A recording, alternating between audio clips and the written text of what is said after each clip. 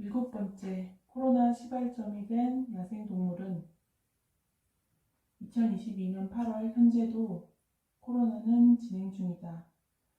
올해 봄부터 거리두기 단계도 비교적 완화되고 대면 활동이 대폭 늘었다. 지난달부터 다시 확진자 수가 오르고 있어 직장에서도 대면보다는 비대면 회의를 하도록 하고 다시 재택을 권장하고 있다. 날이 추워지면 실내에서의 접촉도 늘어날 테니 이번 겨울은 다시 강도 높은 거리두기가 시행되지 않을까 미리 걱정이 된다. 바깥 활동이 자유로워지고 대면 활동을 맛본 이상 다시 이전 상황으로 돌아갈 수 있을지 의문이다. 코로나의 시작은 2019년부터이다. 2019년 말경 중국 우한 지역을 시작으로 퍼져나간 것으로 기록되고 있다. 팬데믹이 된 감염병의 공식 명칭은 코비드-19이다. 우리나라의 경우 본격적으로 국경을 폐쇄하고 바깥 외출을 자제한 시기는 2020년 2월경으로 기억된다. 팬데믹 이전 마지막 해외여행이 아들과 단둘이서 다녀온 대만 여행이다. 육아휴직 막바지에 둘만의 추억도 쌓을 수 있었고 일정에 얽매이지 않고 자유여행으로 그날 컨디션에 맞춰 여행을 즐겼던 것 같다. 당분간 코로나가 지속된다면 국내 여행이라도 아들과 특별한 계획 없이 훌쩍 여행을 떠나볼 생각이다. 이번 미더은 2022년 2월 신문기사를 바탕으로 준비하였다. 신문기사에 의하면 코로나의 시발점이 되는 동물이 바로 너구리라는 사실이다. 이 사실은 미국과 중국 연구진이 지난 3여 년간 연구를 해서 밝힌 결과이다. 코로나 시작점이 된 장소였던 중국 우한시장에서 다양한 야생동물 검체를 채취해서 유전자 분석을 통해 밝힌 결과이다. 인간에게서 확인되는 코로나 바이러스 서열 정보와 가장 유사한 동물이 무엇인지 밝혀낸 것이다. 그 동물이 바로 너구리로 밝혀진 것이다. 또한 양성 감염자들의 GPS 좌표 정보를 추적하여 전파 경로 또한 분석 자료에 이용하였다. 연구 결과물은 세계 유명 학술지인 셀에 게재되었다. 사실 코로나 초창기에는 코로나의 원인으로 박쥐가 지목되었다. 박쥐가 야생동물 중에서 가장 다양한 세균 및 바이러스를 보유하고 있어 온갖 질병의 온상임은 부인할 수가 없다. 그럼에도 불구하고 이번 코로나 팬데믹의 경우 너구리가 인간으로 매개할 가능성이 매우 높게 확인되었다고 한다. 너구리와 라쿤은 동일 종으로 착각하는 경우가 많다. 사실 두 종은 물리학적으로 과 수준에서 다른 종이다.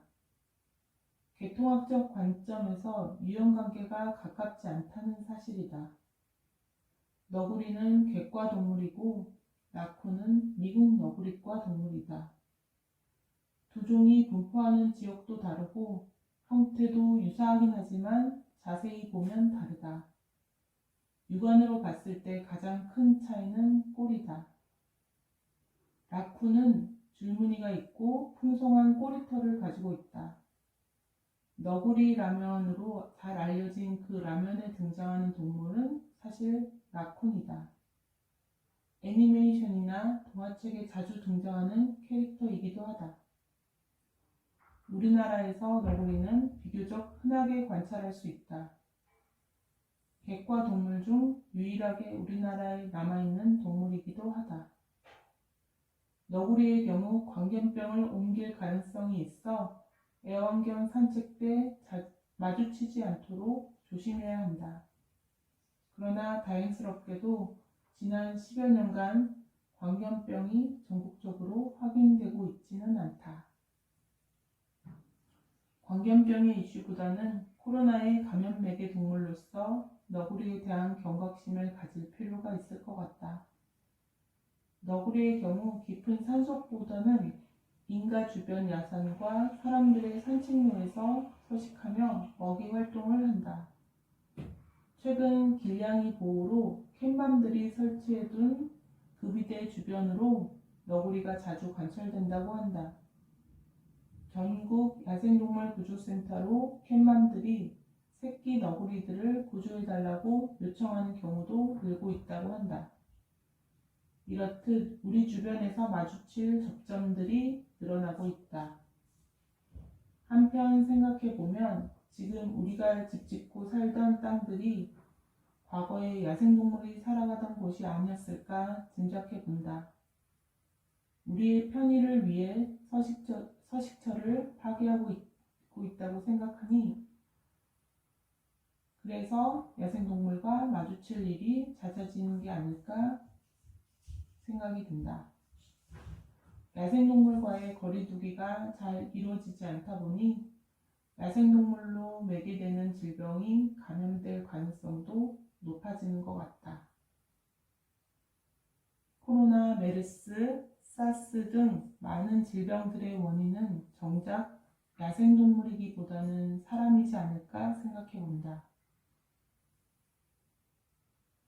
8번째, 처음으로 게스트를 모신 날. 서울동물원 현직 사육사 K님을 게스트로 모시고 토크쇼 형식으로 미업을 준비했다. 매번 발표 자료를 공유하고 그 자료를 설명하는 방식으로 진행해 왔었다.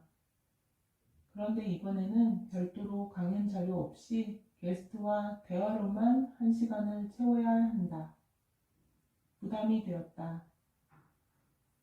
만약의 땅에서 처음 해보는 도전 중 하나였다. 정말 만약의 땅에선 상상하는 것이 실현되는 걸까?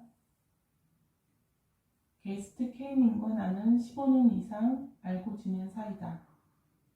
내가 동물원에서 근무하던 시절부터 지금까지 연락을 하고 지낸다.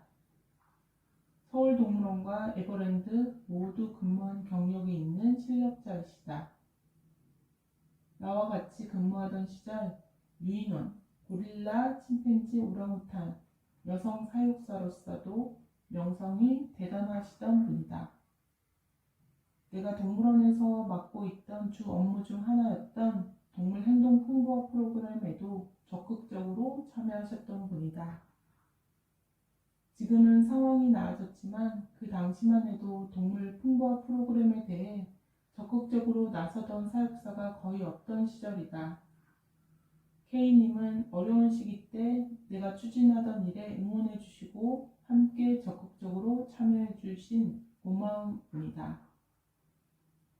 내가 동물원 근무 당시 주로 담당했던 업무가 동물원 직원, 사육사 포함 대상 교육 프로그램 개발, 동물 전시 및 실내외 방사장 시설 디자인 지원, 동물 행동 풍부화 프로그램 개발 및 운영이었다. 당시 국내에는 행동 풍부화 관련 자료가 없다 보니 해외 자료들을 수집하여 번역하고 함께하는 사육사들과 연구 모임을 결성해서 정기적인 모임도 운영하였다. 연구 모임에서 1년간 소규모 프로젝트로 침팬지의 행동을 기록 관찰하였다. 행동 풍부화 프로그램 도입 이전과 이후로 나누어 행동 패턴의 변화가 얼마나 있는지 확인하는 프로젝트였다. 대상 종은 침팬지였다. 고등한 동물일수록 행동을 구분하여 기록하는 것이 쉽다고 판단했다. 그리고 우리가 적용하고자 했던 행동 풍부화 프로그램이 얼마나 효과적인지 측정하기에 적합한 종이라 생각했다. 1년간 꾸준히 관찰하기 위해서는 여러 사람의 협업이 필요했고 그때 누구보다 적극적으로 참여하셨던 분이 바로 K님이시다.